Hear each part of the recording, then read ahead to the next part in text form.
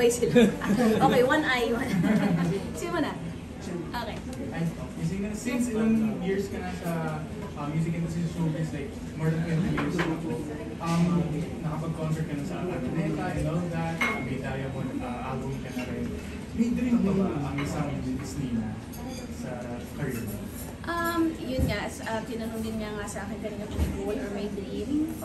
For now, I'm okay as it is, and I really take each day at a time. Siguro na wala akong talagang goal na to reach whatever. Kung ano yung dumating, I will take it and I will make good on what is given to me. So. Ilang taon na po yung daughter? 9. Yes. She just turned 9 last December 24. Alam ba niya kung nagsasearch na ba siya sa laptop or iPad niya na yung mommy niya is sikat na singer, so sad? Parang ngayon medyo nag-guess na niya. A few years ago, parang hindi pa niya alam, they taking a picture of you. So ngayon na sinasabi na niya sa akin, you must be popular because a lot of people are taking pictures of you. Ganun siya. Paiba na ng paiba yung mga tanong niya sa akin. So, medyo nalalaman na rin. Tapos yung mga netizens, nakakamiss na daw ikaw makita sa ASAP. May chance ba na makabalik? Na-busy lang actually, and also I'm not a regular naman in ASAP. I'm just a special guest. I don't know what you call it, pero regular guest.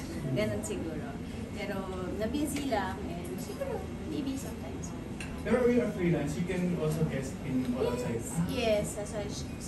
So, hindi ako exclusive sa ABS. Hindi ako exclusive sa GMA. Freelance artist ako. Hi Nina, let me take this opportunity to ask you which among your songs is? Okay lang ba? Which among your songs is your personal favorite to sing live? Napakahirap. Yan talaga pinakamahirap na question talaga. Kasi diba, lahat talaga ng song ko, parang gusto kong kantahin live. So, ang hirap. Mas mahirap pa sa math yan, guys. Ano ba yan? Siguro Love Moves na lang. Love Moves. Yeah, pinaka-favorite kong kantahin live. Which among your songs naman is the most emotional challenging for you? And why? I think it's Someday. Someday? Yes. Why? Kasi nga, di ba, pag mahirap mag-move on pag nahiwalay kayo ng ex mo. Pero iisipin mo lang na kaya kayo naghiwalay kasi hindi talaga kayo para sa isa't isa. So, kailangan mong mag-wait dun sa person na talagang para sa'yo talaga. So, ang hirap isipin na parang mag-wait ka eh, di ba? Ayoko, ito gusto ko eh. So, yung gusto ko talaga eh. So, ang hirap sabihin nyo na, wait ka. Ayoko mag-wait eh. Diba? Which among your songs took the longest to perfect in the studio? Yung pinaka-nahirapan kung great person.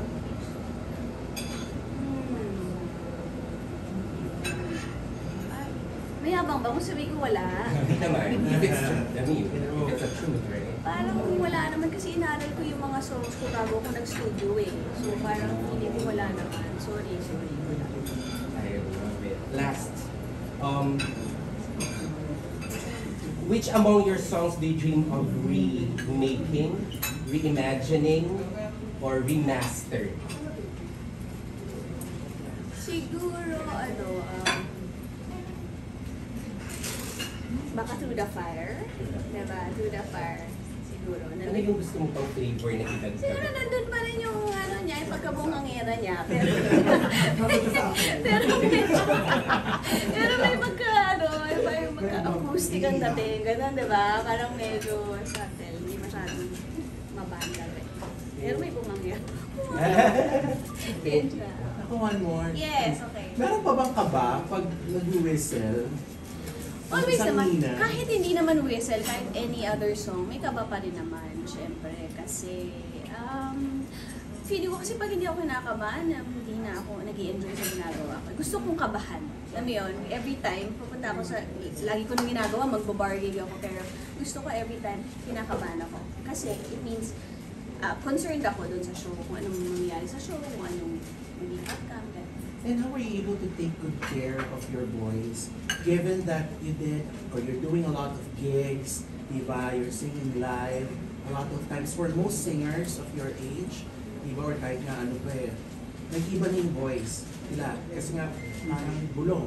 Diba? Oo nga. So, parang, how are you able to maintain the same quality? Though, syempre sa babae, nag-iiba yung voice. Lalo mo na eh. no, pag nanganak, di ba? Yes. Mababa yung Oo, voice. correct. So, in your case, how do you take care of your voice? So for me, fortunately, nung nanganak ako, hindi siya nagbago talaga.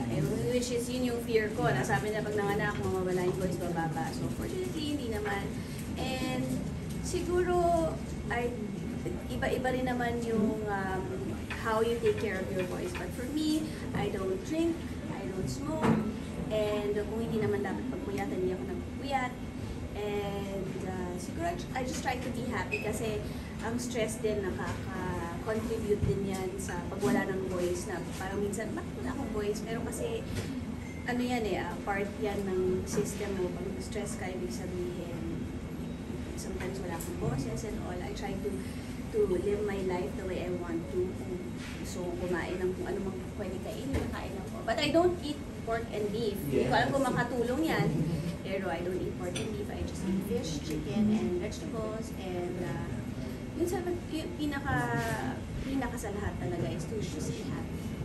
Kasi pag happy ka, lahat ng system mo masaya. Boses mo bukas. And all.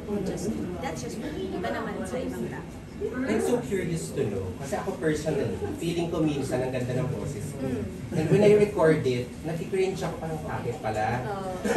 How Pero ganun talaga Kasi pag kunyari live, wala ka sa studio, parang ganda ng boses mo. Pero pag nasa studio ka na and you're wearing headphones, parang medyo awkward yung tunog. Ganun talaga. Yes, ganun talaga. So, hindi ka nag-iisa. Carry yan. Miss Lina, Yes. are you expecting new songs to this year or sa concert? New songs sa concert yan. Kasi every time I have a show naman, I have a concert, may lagi namang merong new songs. But if you're pertaining to a song like an original song, maybe this year I will try to push na ilabas yung song. Then, sa mga kantang nagpasikat at sumikat ka, ano yung nagdala talaga ng pera at kasikatan? Pera? Ano ba yung pera? At yaman, gano'n. Siguro talaga love moves talaga yan. Kasi yun yung first song na nirelease namin doon sa Nina Live album. Talagang tinanggap ka agad ng mga tao. Nung nag-release kami ng love moves. So yun yung nagdala ng pera. Kasi na. Then, your dream concert, do you have po ba? Then, dream stage? Dream concert, all my concerts are a dream concert naman talaga. So I'd like to say na lahat ng mga concert na gagawin ko, gusto ko dream concert ko. Hindi yung gagawa lang ako ng concert. Pero ano pa bang gusto ko? Siguro yung yung dream ko na makita ka sa harap na nakag-stripe na red and white. Ako talaga abot ng mic. Yan. Para makita mo talaga. Dream ko na abutan mo ako ng mic. Yan. Wala naman. Parang lahat ng concerts ko is a dream concert.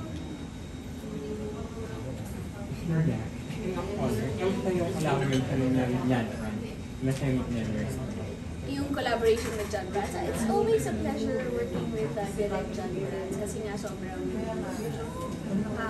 it's an ease to work with him kasi nga yung ikaw bilang artist hindi natatamper. Kumbaga ini-enhance lang talaga niya yung creativity mo as an artist. Ganda na yung yung gusto mo for the concert, pero si Direct lalo pa nila. Meron na lang parang pain. Mga pegs. Siguro more of yun nga, to enhance me as a singer, as a performer on stage. Yun lang yung peg yung kasi talagang umangat sa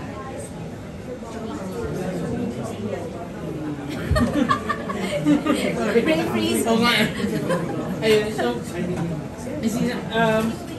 any other foreign collabs na gusto mo rin magkaroon? Or let's say, parang dahil nga malapit ka na sa mga Korean novela, any K-pop artist na gusto mo parang Hindi natin alam kung pwede ba ang BTS, pero why not, diba? Kasi naman, di ba si RM, parang very vocal siya na gusto niya yung song na Someday. So, why not, diba? Okay. siya ba yung bias mo? Hindi naman, ang bias ko is yung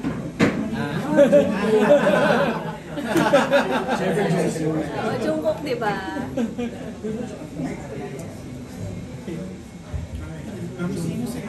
Invite na lang po. Hold us to your concert. Yes. And when it's going to be. Hey everyone, I'm here again to invite you on February 7 at the New Frontier Theater. It's a pre-Valentine concert, and the title of the concert is Love Matters, and we will be celebrating different kinds of love on my concert. And this show is brought to you by Heavenly Desserts by Chef Jay. Thank you so much. Thank you so much. Mga questions pa po. Sample. Ang question nila, Sample.